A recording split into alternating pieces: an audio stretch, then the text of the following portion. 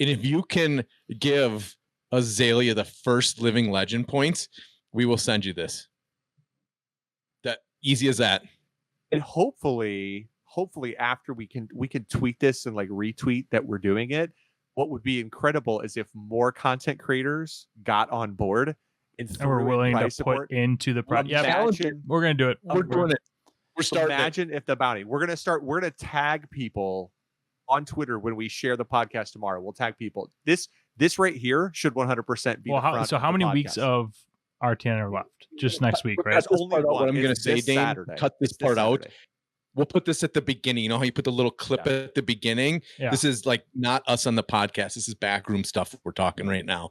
We'll put this part on the beginning. The whole thing here. Yeah. You want me to do we'll put this at the beginning. You want me to include all that? What? Nobody does that. Nobody does that.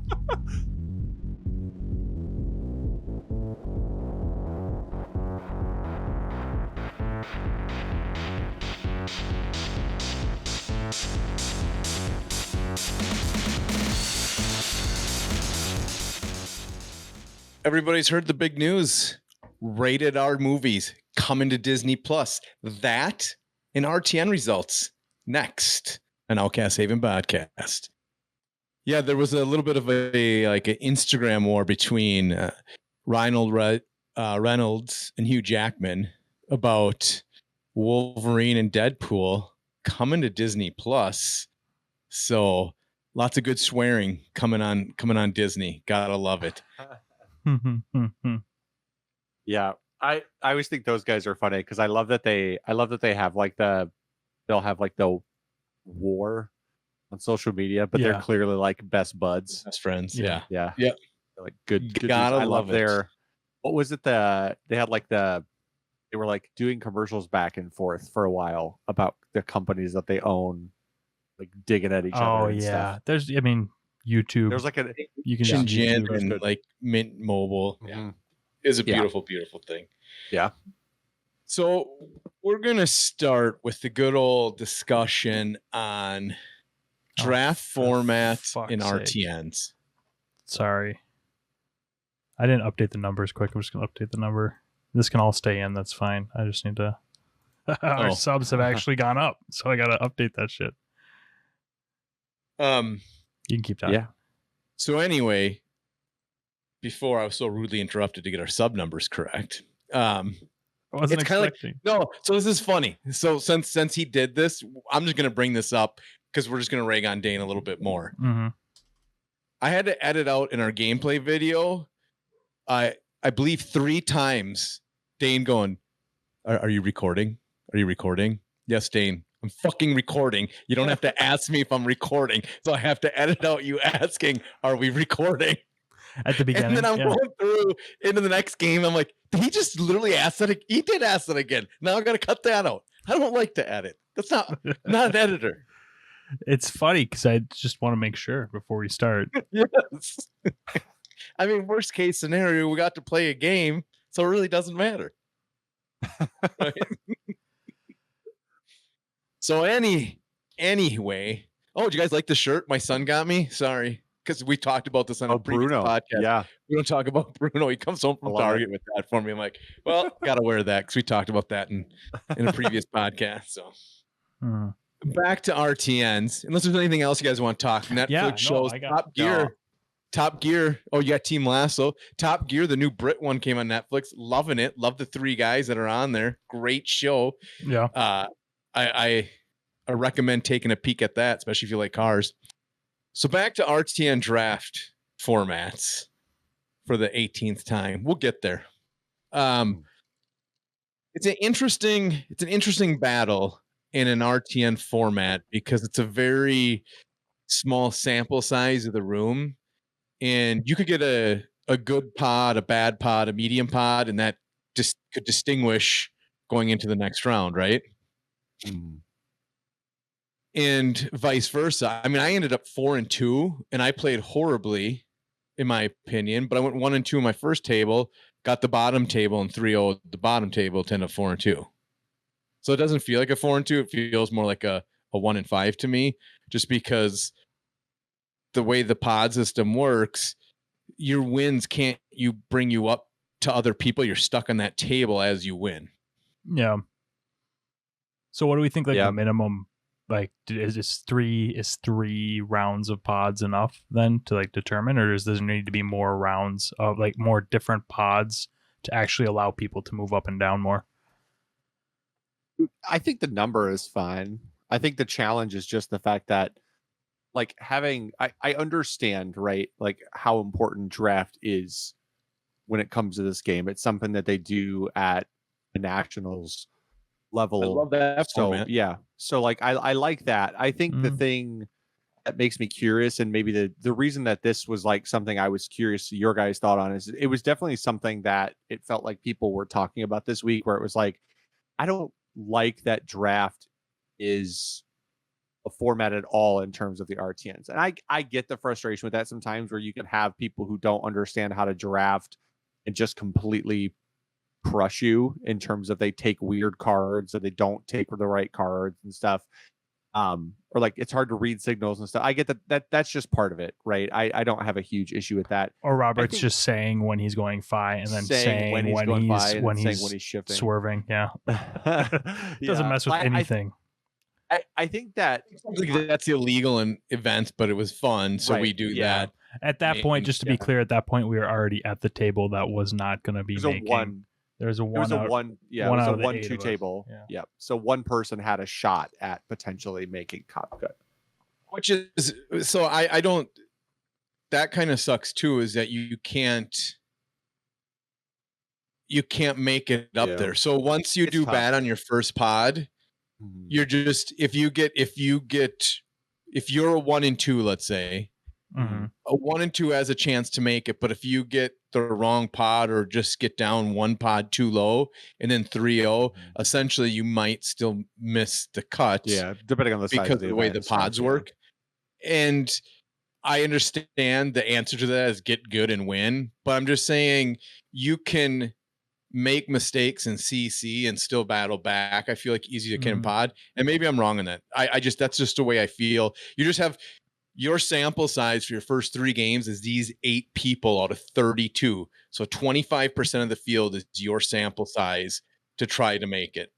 Well, I think the other thing is like draft, if you think about it, is effectively like a blitz format. That's the big issue for me, is sometimes if somebody drafts just a crazy deck because of where they're sitting in the pod, there's nothing you can change about that. If you're at opposite ends of a pod from somebody and there are 3 people between you in either direction, you don't influence that player at all. The people around you do. And if the people around you, like the people in front of them, just don't touch Fi, there's nothing you can do about that. You can't change that. I played a guy in our second pod, and just the absolute ridiculous turn that he hit me with right off the bat was unreal. Like it was the craziest. I think he went Ronin Renegade 3 with go again, inflame, get a Phoenix Flame back, swing for 1, swing sword for 3, break the heat, the heat wave or whatever, and then go Phoenix Flame for 2, Phoenix Flame for 2, lava burst for 5. What am I supposed to do to that turn? Right? Like what exactly, how am I supposed to interact with that turn when he outputs like 18 damage and I only have 3 cards to block? There's nothing I can do about it. And I had no influence on his deck either direction because he was on the opposite end of the pod from me. I couldn't influence his draft in any way. So it put me in a position where it's like, it didn't matter if I read him correctly or incorrectly because I couldn't read what he was drafting. He was 3 people away from me. And because it's the blitz health total, you can get wombo comboed out of a game sometimes where they draw the nuts. You can't defend it because you don't have enough equipment to really meaningfully interact with them. And I think that's probably where like the most feel bad comes from, is that sometimes you can just lose 2 games too early because the other people's decks are crazy because of where they sat in the pod, or because the pod didn't take a certain hero and you didn't have a ton of, agency. And that's the issue with it, I think. I agree with that 100% because I would have put both of the people on my right and left on on Dromai in my 3.0 pod, my second pod, because I got past 2 Blaze Headlongs, which I don't know why if you're playing Fi, you wouldn't pull that card immediately because there's not many 0-for-4s that are that good. And to get past 2 of them, I would never put. Well, one of my opponents was on 5, the other one packed up and left. So I think they were just drafting what they wanted for cards. Money which draft. Balloons. I mean, you were in that bottom pod, so people are probably like, I'm not making top cut. I'm going to just stay for the draft and bounce. Right. So. And that's fine. But there again, like for somebody that's just trying to play because it's only my second draft, I just want to draft and get better drafting and play. So then now there was 4 5s, yet I had 17 red cards that were 0s and 1s go again. And I'm like, well, how did that happen? How did I get this powerful of a deck? Once again, somebody on the opposite end had no agency over me getting those cards. So it's just weird because once again, right there, if you're 2-2, you're slowly making your way back up the field. In this format, you're not slowly making your way up in the field. Whereas you take nationals where you start with draft. Yeah, let's say you start 1-2, 0-3. Okay. You start climbing back up the field. So by the time you're 3 and say you lost 1, by the time you're 3-1, 4-1, you've passed a lot and made your way up into further pods and better pods. So by the time you come around to do the draft portion again, you've climbed up the CC ladder to get there. Would you like some proof that the balance of draft and constructed actually really matters if you're in that situation? I lost more games at nationals in 6 games of draft than I did in 10 games of constructed. I lost 4. I went 2-4 and I lost 1 other game the entire time. Right. And you're still able to climb up because TC allows you to climb the ladder because you're not stuck in a pool of 8 people. You're stuck in a pool of 400 at that point. I punted in draft, 100% full punted and finished top 64. That's how much of a difference it makes. And again, that was because I sucked at Tails draft. I just couldn't win at Tails draft. They were all close games, but I lost them. And I guess that's what I'm curious what people think is, do we think that RTN should be split? Should we do 3 rounds of draft and then 3 rounds of constructed, then cut to top 8 and play constructed there and just have draft be a part of the format? But then that alters living legend points because people can get 3-0. And that's the other, I guess the other thing is it felt like there was maybe an out of balance amount of drafts versus constructed. That was going to be my point, was that I like that your big like deal breaker events are not deal breaker, like whatever moneymaker events are mixed, right? And I like the window that they give to players around the world that if you're really good at draft, you can qualify. If you're really good at CC, you can qualify. Like you can get in here with any of these things, but you're not going to be successful at the big event without having a good, well-rounded scope of the game overall. So you can get in. And do I think that draft is the more RNG way of getting in? Absolutely. But I would love to see that split more for sure. I'd love to see even because around nice maybe 50-50 in the state. Was that just us? Was that just our state? Or do they? I don't know. We only have one, right? Or do we have 2? We had 3 events total, 2 draft, 1 constructed. Okay, that's what I thought. So that's not ridiculous. It's not like it was like 4 and 1 or something. I would prefer it the other way though. 100%. Oh, I would too. Yeah. But I mean, how detailed? When they're divvying out these events, how detailed are they looking at? Like, people are going to drive in this radius around these cities. No, they don't know anything about Minnesota Metro or anything like that. Right. So, and I get that. I think I'm just curious. Like, I wish there was a published number because that's now the perception, right? Is that if that's the way for us, that's a lack of information creates the potential for like a false perception now, where people go as players, we all go, well, geez, I wish this format was, more split because we're in an area where we happen upon. But if somebody else was in an area where they got 4 and they got 3 CC and only 1 draft, they're thinking the opposite. They're like, well, geez, we could have at least gone half and half. And I think the that's lack the right of number. They're probably Exactly. thinking, "Oh, people that qualified actually deserved it." Like, no, Yeah, I just think that like even the not to be a articles pile of this shit. time Cortez around, won, yeah, and he's a fucking awesome player. But Yeah. it's just, He- I think the draft don't is get me more. wrong. I think we can all agree draft is I more played like RNG. shit. So I didn't deserve to make top 8. So That's why you didn't. I'm not yeah. saying that.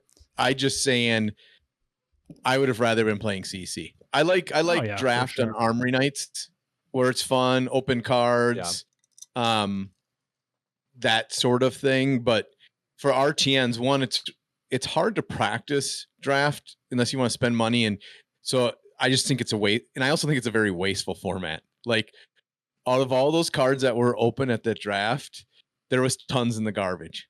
Not the recycling, thrown away. It's a very, very wasteful format. And I don't like that. And I think the other thing is, to be fair, I mean, I completely forgot about the fact that a group of guys from Minnesota drove to North Dakota. They also played in a draft format. So North Dakota was that was CC. CC. That was CC. Yeah. Oh, was it? Okay. we got the Because from. They went Bates there is on specifically Keno. to play it. Yeah. Because they went there specifically to play constructed because they were only going to get one shot. Yep. Yeah. Right. I just don't like that it feels imbalanced towards draft. Even from and again, I think some of that is just like how many RTNs are we actually getting constructed when we see the 42? articles? Oh, I thought that was a question. And like when you read the articles and they're like the big winner this week is Prism with 4 wins. And it's like, I get that it's a diverse meta game right now, but shouldn't the top winners of the week have more than 4 wins if we're getting a reasonable amount? So then the question becomes, are we doing more draft RTNs because they want to mix the format up, or because they're afraid of having a couple more heroes hit Living Legend too fast? A better question. How does Ira win a battle hardened in CC and every deck's only running 4 cards? I have a I don't understand that. better question. No, that was ridiculous. Was it in battle hardened in Toronto? It's a different country. I don't know how to pronounce it. Toronto, there was a battle hardened, and what was there? Was Blitz the main format there? Yeah, the one that was at an anime con, I think, is what it was at. Okay. I think that one's the Tarek was there. Why weren't you guys there then? I thought you were true anime. I mean, you used to literally do a podcast about it where you drank your coffee and talked about it, and you guys don't make the trip north. No, I don't go anywhere for anime other than my living room because I have Funimation on my TV. Yeah, I don't know if I would do like anime cons. Have you checked out that 2D con coming to Minnesota? That's in Minnesota. I actually looked into it. It looks kind of fun. It's not an anime. It's a game. It's a board game. It's for board games and stuff. They're doing a fab. Mm-hmm. They're doing something there. Yeah. They're doing a big fab event, but yeah. Curious opinion on that. We kind of we just want more CC. I guess that's kind of where we fall on that line. Especially now, I think that's the other thing is it feels bad that during the Starvo meta, everything was constructed. They just forced us to play constructed, forced us to suffer through Starvo. We finally get to the point where Starvo and Chain are gone and we have a really diverse metagame, and they go, yeah, well, at least half of the events are going to be draft and you can't play constructed. At least half. So now we're sitting here going, but we actually want to play constructed. Now I want to. The metagame is good. It's time now. I don't have to play against Starvo. I want to play constructed. Give me more constructed. Yeah, I agree. Yeah. And I know here locally, we're starting to do different types of events besides CC to keep people interested in all the different ways to play, which kind of comes into our next topic, which I'm going to spin a little bit. So just kind of looking at Fab from a competitive mindset, and then also just getting together and play. So as all of us, I would say we're right on the cusp of both of that. Very competitive, but just enjoy playing and having fun. The phrase is casually competitive, right? That's like the. I don't know if like there's a class. elegant phrase, but I'll take your word for it. Someone we'll call said it the casual It's a competitive.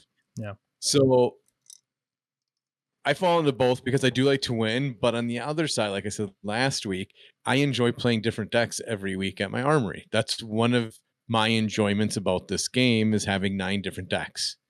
And I'm horrible with some, I'm good with some, I'm great with some. But I enjoy that part of the game. But from a competitive standpoint, I'm not going to get XPs on days when I've never run Lavia before and I show up with her and get my teeth kicked in and lose to Blood Debt 3 times in a row. But I still had a blast. I mean, I still had a blast playing her and laughed when I died to Blood Debt and I couldn't kill them. We already I'm clarifying this for me now at this point, but I was under the impression that we had written off XP as a qualification of who we are as players.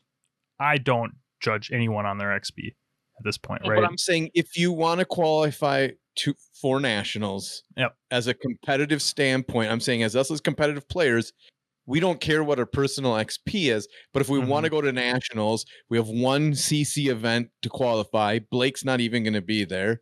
I don't even know what deck I'm going to play, and it's tomorrow. So from that standpoint, I don't bring the great decks to roll armories to get XP. So if we're talking from that balance, got it.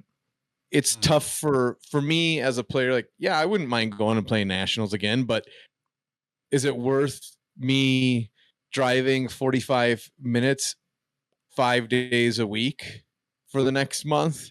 No. To hit the XP? No, I'm not going to do that. I'll go ahead and tell you. I'll try to gamble and get lucky at an RTN and pick the right deck, because you can play great and you will lose some matchups. Every deck will. So you just try to pick the right deck that you think will fit in a slot to try to top with. It's still losing mentality.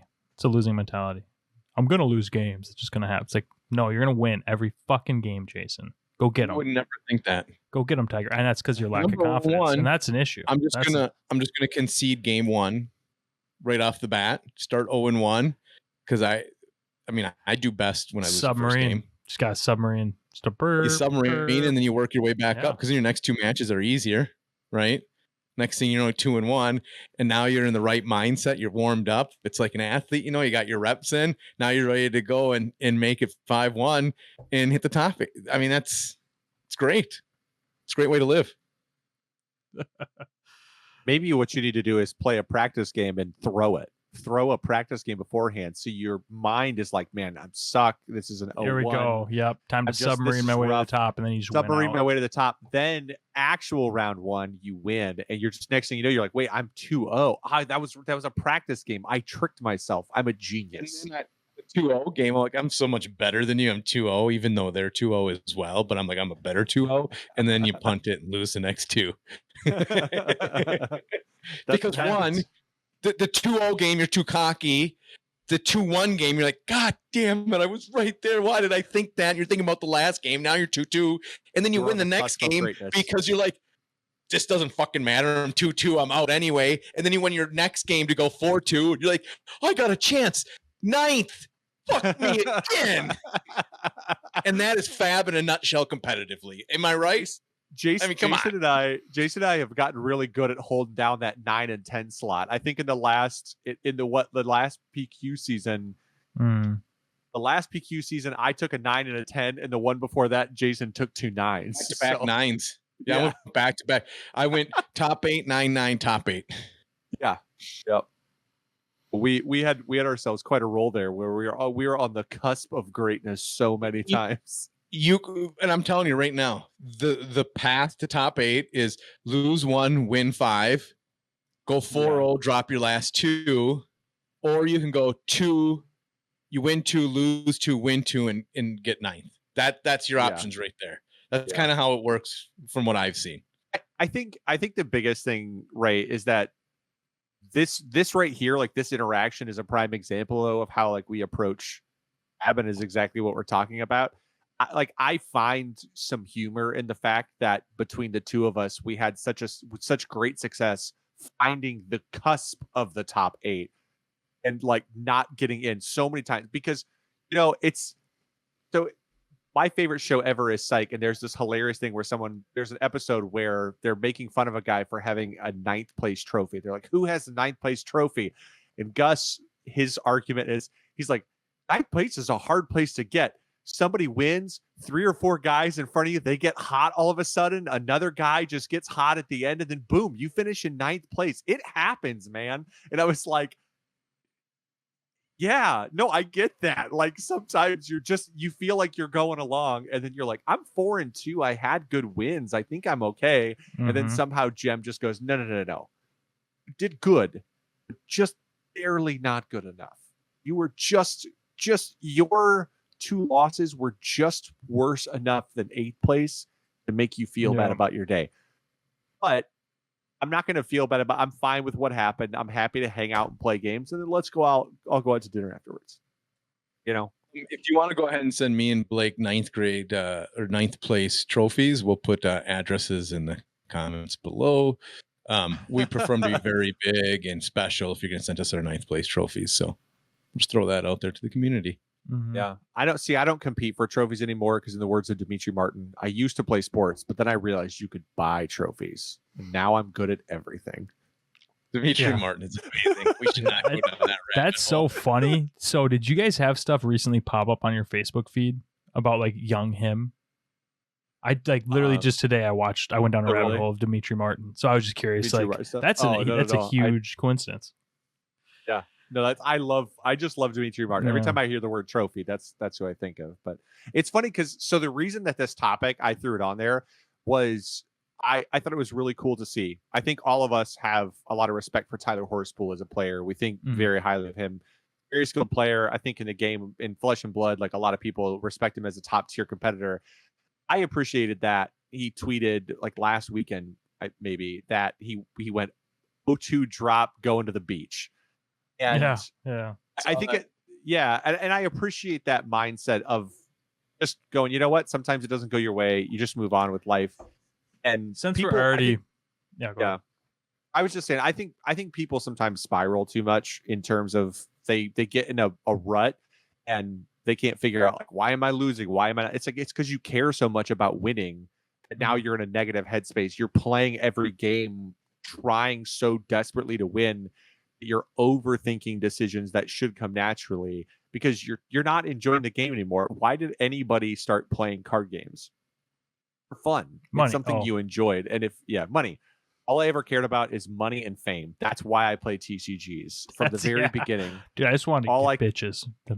That's why I play card games. Why I played them since I was in junior high.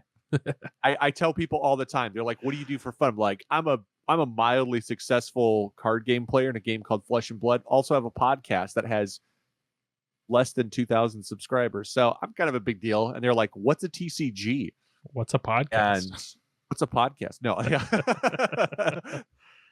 Maybe I shouldn't have told the 90-year-old lady checking me out at Aldi, like she's scanning my groceries. I'm like, you know what Flesh and Blood is? You know what TCGs are? I like that you added in scanning your groceries so that everyone knows that she wasn't checking you out. Like, I just want to clarify. No one would ever check me out. So to bring that on the social media thing, we are going to do something fun. We're going to highlight some of our favorite posts from social media. Oh, yeah. Yes. And I have a favorite one that I thought was pure genius, and it was by our good buddy Dan Enda, Nick Butcher, of the people bitching about playing Oldham players, and he goes through the long how to block, their essentially their hammer swing, and it was gold. It was pure gold. I enjoyed his, because there's a lot of things I've seen happen before. It reminds me of past Bravo mirrors where people take forever when you swing for 6 and the other Bravo player would take forever to block. I'm like, it's 2 fucking cards. All right. You're going to surge swing for 6 on the way back. Pick your goddamn 2 cards you're going to block with. You should already know. And that was back when we talked to Kale. It was, 5-10 second decision. He knew before you even swung, he already knew what cards you're blocking with, right? One of the things in the game, it's getting harder and harder, but still it cracked me up. It cracked me up. Bitching about the other player when you're the one that's playing slow, which I've seen before. Yeah. Plenty of times. Yeah. It's always people playing into Oldhams, but when the Oldham is playing fast, they're like, oh, it's Oldham, man. Oldham made me go to time. And you're like, he spent 30 minutes swinging his hammer at you and never doing anything else. He did not send you to time. That is when I sold my third tectonic plating. It was after Cincinnati. It's after the Cincinnati calling, and I drafted Oldham, and we had like 3 minutes left on the clock, and not gonna spell it out for you because I don't remember. But yeah, like I'd swing hammer, and he would just literally eat time. It's like, cool, I'm never playing this deck again because I know I'm playing fast because when we were practicing drafting and stuff, like we played Oldham. It's like I know it's pretty straightforward. And I went to time, and it's like, this is not my fucking fault, you Lexi ass player. I did not do this. You did this. You did this. This is your fault. So I actually think this Fuck week, Guardian. It might not be specifically a tweet, but there is an account that I think needs to be shouted out and appreciated. So I don't know who runs the Channel Fireball Twitter account, but they don't get paid enough. Yeah, that I love that fucking Twitter. They have been everywhere. They are in the comments just randomly, and they drop absolute gold. So Flake asked who he should play. He has a CCRT, and he said, who should I play? They said Azalea. There's a group of players who love to play Azalea, and they call themselves the Azalea Cult. So Jim from Fab TCG Cards works with our boy Evan, right? So they do the mats and stuff like that, sell cards. He said, is Channel Fireball now a member of the Azalea Cult? To which Channel Fireball responded with a tweet that simply said, "Is Azalea good yet?" But you can click a link and go to a Twitter account that is literally called, "Is Azalea good yet?" The description is, one day Azalea Ace in the Hole will be a tier 1 deck in Fab constructed, just not today. And then the only post on the account says, is Azalea good yet? Maybe one day. And it's a picture of the fact that she's the only hero who has 0 living legend points. And I'm just like, I love this. This is I don't know who runs it, but I think that they deserve to be paid at least a little more because their responses are absolute gold. Yeah, I want to find those because they've had 2 in the last week that had me fucking rolling. One was the Merfolk reference. Yes. For MTG, yes, where Azalea is the Merfolk of Flesh and Blood. And I was like, dude, these guys are fucking great. All I heard there, Blake, was Jason, keep pushing Azalea. You could go down as history as the first one to give her living legend points. I would retire from Fab. If I now I kind of want to run her at the RTN and be like, yeah, gave Azalea 4 points. Y'all can suck a dick. I'm out. You just have to walk away. Like that's like right. You can't playing top that. After that. Yeah, playing after that is like when a great athlete finally wins their Super Bowl and then comes back the next year. No, man, just retire and walk away from the game a champion. No one can ever take that from you. You become the Andrew Rothermel of Azalea. You're the last Star Wars Destiny world champion, and no one can ever take that from you. It's true. Maybe that should be a contest because we need to get more Azaleas in the pool of card. Can you be the first one to give Azalea living legend points? Are you putting a bounty on it? I'd put a bounty on that. I'd consider putting a bounty on that. Yeah. If they win with Azalea, there's just going to be Can we hold some prize support and just give, because we have LSS prize support, can we just hold some of it?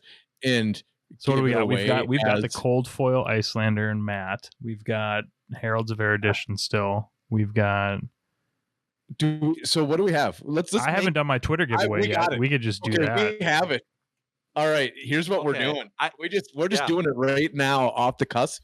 We're gonna pull together a bunch of our LSS prize support, and we're gonna tweet it, and we're gonna spread the word, and we're gonna make it worthwhile, so that hopefully this surprise support's worth $200 from what we have. And if you can give Azalea, the first living legend points, we will send you this. That easy as that. And hopefully after we can tweet this and like retweet that we're doing it. What would be incredible is if more content creators got on board and we're willing to support put into the project. Yeah, we're gonna do it. We're doing it. We're starting. Imagine if the bounty. We're gonna tag people on Twitter when we share the podcast tomorrow. We'll tag people. This right here should 100% be. Well, how many weeks of RTN are left? Just next week, right? That's only what I'm going to say, Dane. Saturday. Cut this part out. We'll put this at the beginning. You know how you put the little clip at the beginning? Yeah. This is like not us on the podcast. This is backroom stuff we're talking right now. We'll put this part on the beginning. The whole thing here. You want me to do we'll put this at the beginning. You want me to include all that? What? Nobody does that. Nobody does that. You just explained it like 2 or 3 times that like, I don't want this. This is back room. This is what I'm saying. Don't include this. And it's like, okay. Yeah. Okay. I'm for sure including it now. Reverse psychology when you're trying to get your parent to buy a toy. I absolutely don't want that. Don't get that for me. Because everyone knows how when your kids tell you not to buy them something, how parents go and buy that thing. Because parents want to spend extra money on their that's kids. That's child reverse psychology. Because as a kid, you think it's going to work, and it absolutely never does. Yeah, it never does. Never like does. trying to get my mom to buy me a 4-wheeler as a child. I never had a 4-wheeler until I was a 40-year-old man or 35-year-old man. I'm picturing Jason. No, I'm picturing Jason trying to reverse psychology his mom. Like, yeah, I'm not going to be safe at all, Mom. I'm going to go crazy and go off jumps. No helmet. I'm never wearing a helmet. This reverse psychology is for sure working. And his mom's like, why the fuck would I buy you a 4-wheeler? I grew up on a farm. We had a basketball hoop in our huge barn. I was at the door. It was equivalent to probably a 3/4 court shot. And I had a basketball. I'm like, Mom, I want a 4-wheeler. And I was probably like 14, 15 years old. I'm like, if I sink this, will you buy me a 4-wheeler? She's like, yeah, I will. I fucking sunk it. Like, honest to God, I put it in. She never goddamn bought me the 4-wheeler. Okay. She did not buy me the 4-wheeler. And I sunk the goddamn shot. It was there. It was so beautiful. I mean, maybe it's just me because Blake's kids are super normal or not normal, but like real calm. And Jason, I feel like Mason, I don't know what actually Mason was like as a kid, but I say yes and just like autopilot response to so much shit constantly throughout my day that I bet your mom doesn't even know what you're talking about. Sure she does, because I sunk that shit. Dude, that was yeah, honey. She's like folding laundry. She's like taking stuff off the line because I assume we're in the barn. You're at a farmhouse. You're at a farmhouse, so I assume that you hang out your wash.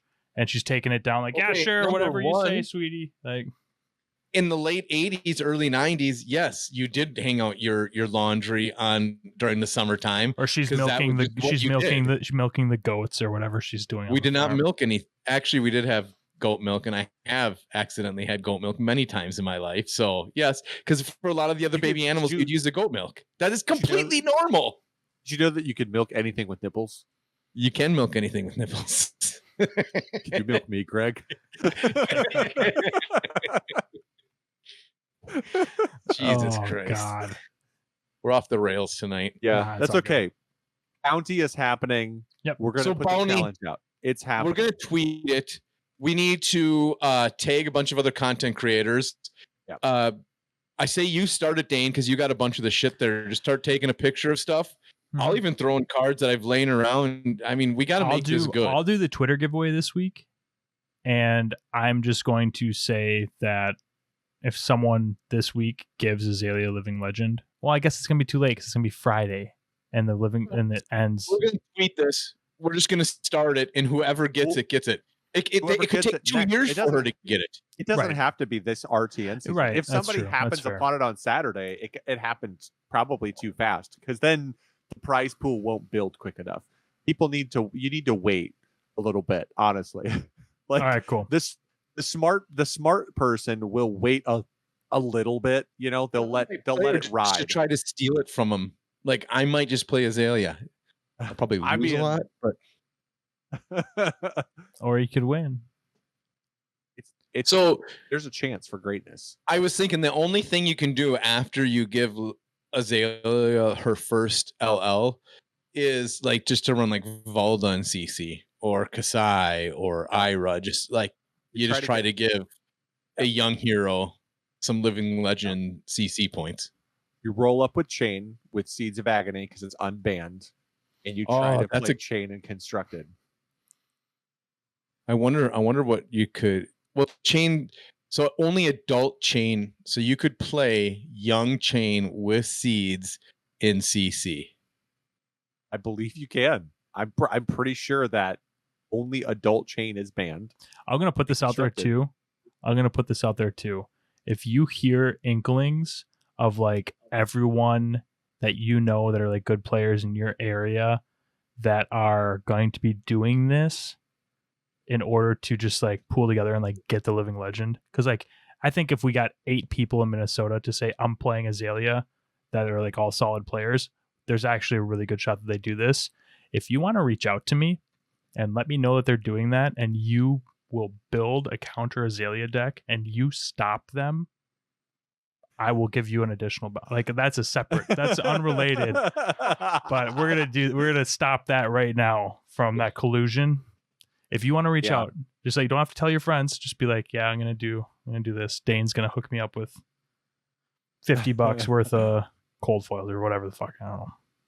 Some old shit. An unlimited Eye of Ophidia. And let's just make it, you got to have like a minimum of 16 to 20 people at the RTN, just in case like a 4-person RTN shows. My immediate thought was like, those guys in New Zealand are all real tight. Like they're just gonna show up like Kale and Matt and all that. We're gonna be like, yeah, we're gonna take that fucking prize pool. Everybody just runs a sale. I want to get the email from Jordan saying, hey, all these fuckers are running Azalea. I'm gonna build this to stop them, and I'll be like, cool. I want to incentivize that. I like it because I think that's maybe more important. Is if you just build the opportunity for deception like that, somebody will absolutely take the opportunity to turn on their friends. Absolutely, for more prize support. No doubt about it. I mean, I throw you guys in the garbage for the right type of bounty in a heartbeat. Hell yeah, fuck you guys. Just out the window. I mean, talking about prize support. Yes, actually. We actually have something to talk about, right? We actually have something prize support. Segue into that. Go. Yeah, let me just make this nice and smooth so it's like we planned it. It hurts my heart. We didn't plan it. But so some of the interesting news, random kind of out of the blue news that I don't think anybody expected, was that people are going to be getting authenticated 9+ gold foil prize cards now, and all copies of the, as it says, creme de la creme, Crown of Providences, will be PCG 9.5, and if they aren't, they will be destroyed. Cool. Which, I mean, as soon as Hamish posted something about that, he was like, what does everybody think about this? I told him he should tweet at Magic Twitter. I thought they should know about being just the destruction of prize cards is important to them. So it carries a lot of weight. Yes. What if you don't really care? When I saw that, my first opinion was like, I'm sure there's lots of people that really care, but as a person that has, once again, cards that just sit there, I like the collectability of the cards I win. Those are my 9th place trophies, right? I'll be completely honest. Those are them. I'll be completely honest. All I'm waiting for is I want to see the posts and drama around the people that cracked their PCG cases open and sent them into PSA and got like 7.5s, because you know it's going to happen. You know it's going to happen. Yeah. And it's crazy because Rudy just did a huge video about all the grading companies that popped up when Beckett and PSA got so overbooked that it was $200 minimum. It was 6 months to get them graded. He's like, so the market made the space for grading companies, but these grading companies don't have a history or, a foot to stand on, but people still sent them to them. So the same thing we're going to see, and I hate to say this, but the same thing we're going to see with local game stores that are going to start falling. They will start falling soon, just because too many of them came out in a short period of time, and most areas can't support that sheer number of game stores. you will see, when I agree with him, you'll see grading companies fall. Now, obviously, they had a little bit of in with, Fab. They might know each other quite well, so they got picked. So that will help keep them around, obviously, and the grade of their cards. So I would guess they have to microscope these pretty hard, right? Yeah. They're gonna have to be real hard graded. If they're put on a microscope and it's a very specific card, and this company starts growing, somebody cracks it, sends it to PSA Beckett. Beckett's internal employees know that if you see one of these, you grade it lower than a 9 on purpose. There's a lot of corporate espionage that could come out of this. That'd be great. Yeah. I think calling the card, that's really interesting. But yeah. I mean, that honestly is the thing that my first thought was, what happens when one of these is graded higher or lower somewhere else? How does that impact their value? How does that impact the grading world for people and what they think?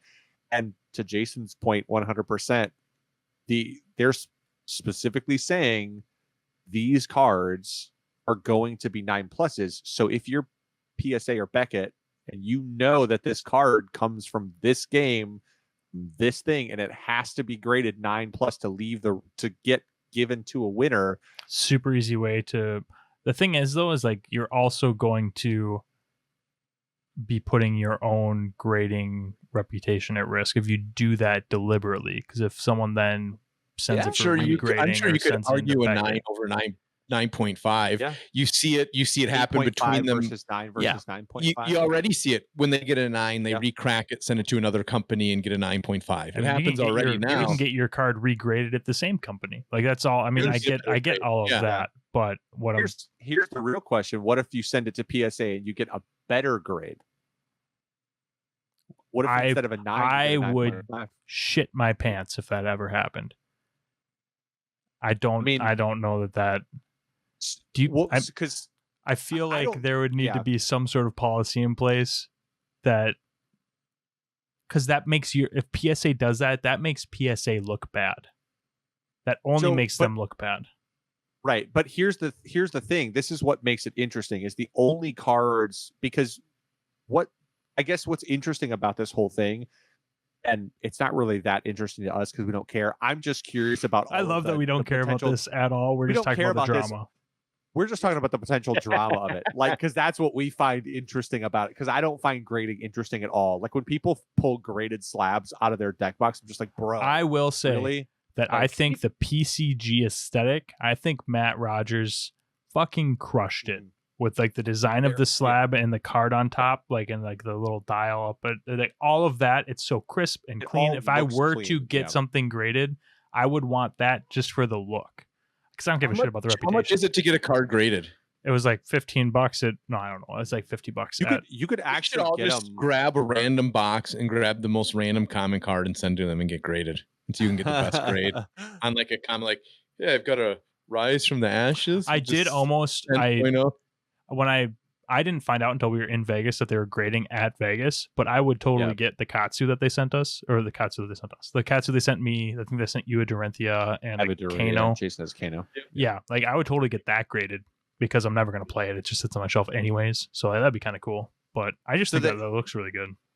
Yeah, and I mean, they're not PSA's bullshit, like 1990s business card fucking thing. Yeah, I mean the cards. I mean, they're not that expensive to grade. They're like $25 a card is what it costs to grade like a single card. But that's like. But then there's value maximums and stuff. Like you can't. If a card reaches a certain like $2,000, $3,000, it has to be.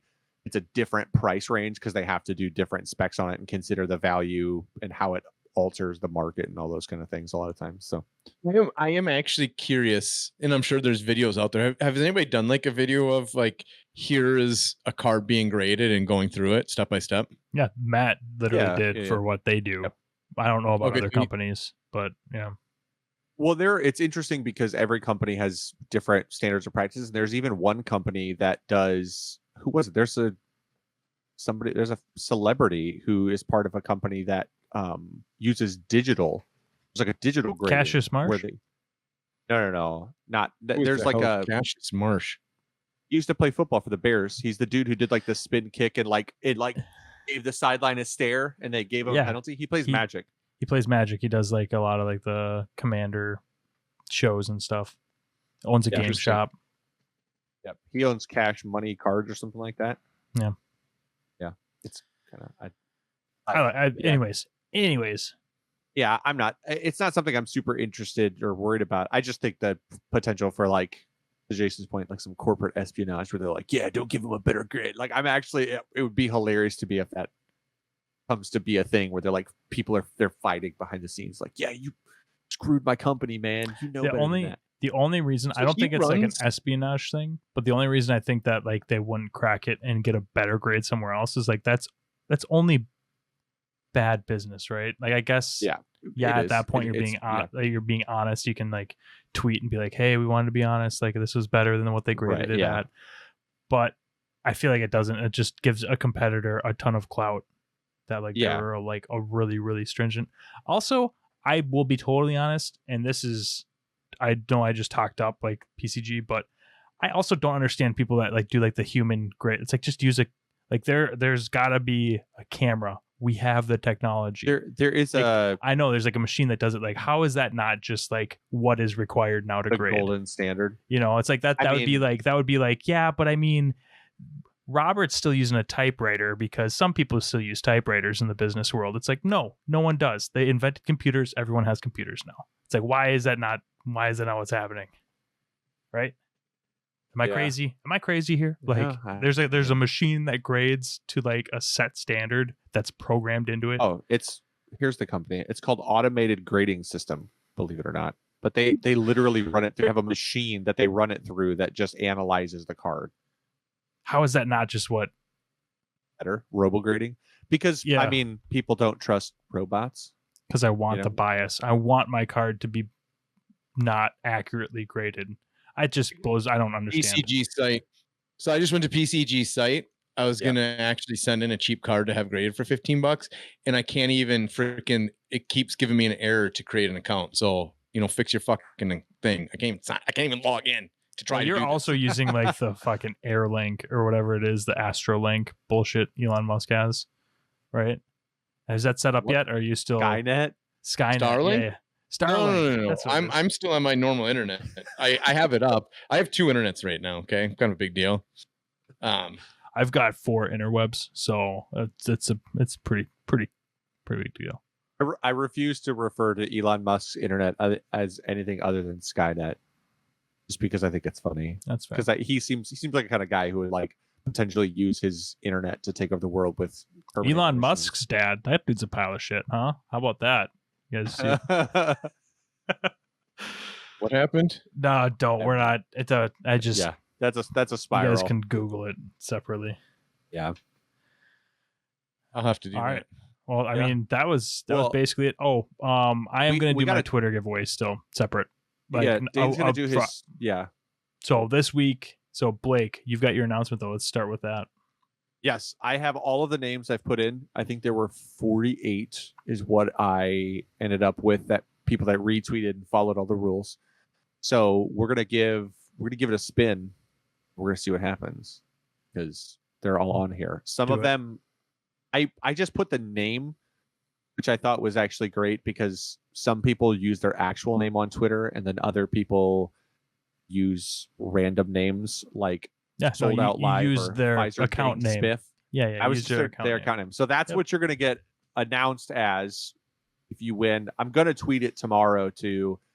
Oh, it'll be on the podcast if people hear it there. But I'll also tweet it tomorrow after the pod, like at noon, probably on Friday after the podcast been up for a little while. So when are you going to tweet it? I just want if you could explain that just a little more. Yeah.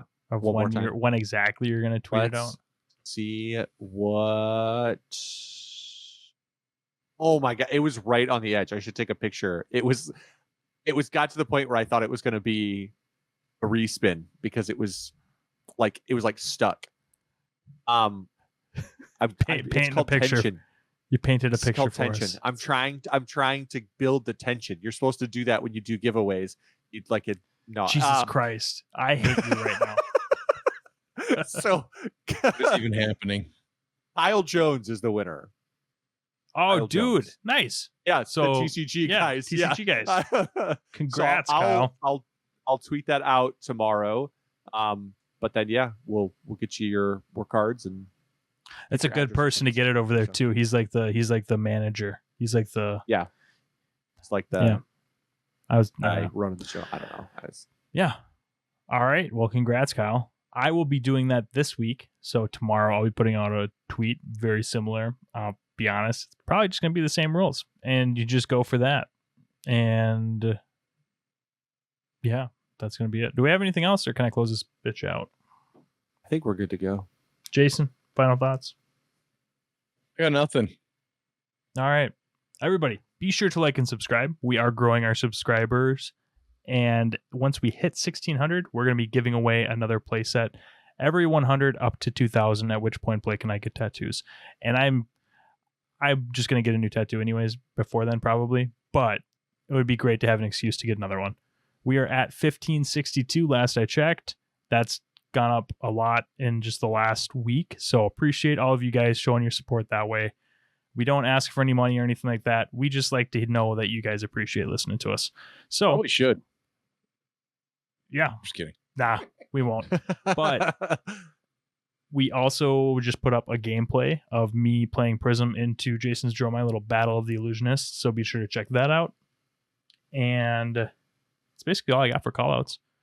Appreciate you guys joining us this week. We'll talk to y'all next time. Peace.